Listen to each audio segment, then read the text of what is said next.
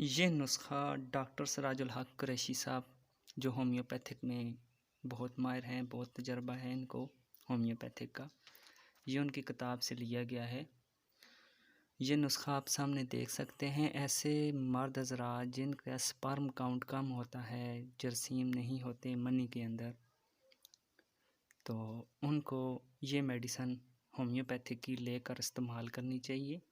तो ये बहुत ही बेनिफिशियल है फॉर स्पर्म काउंट।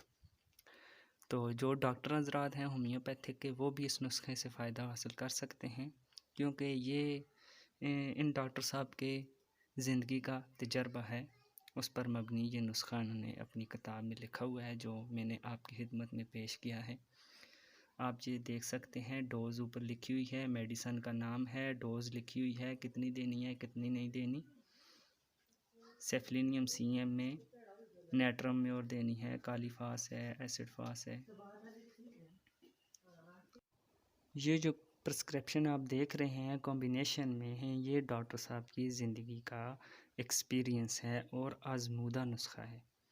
ठीक है, तो ये नए डॉक्टर हज़रात या जो लर्निंग प्रोसेस में हैं, जो लर्न कर रहे हैं, ये अपनी नॉलेज में इजाफ़ा करना चाहते हैं, तो इसको ज़रूर अप्लाई करें।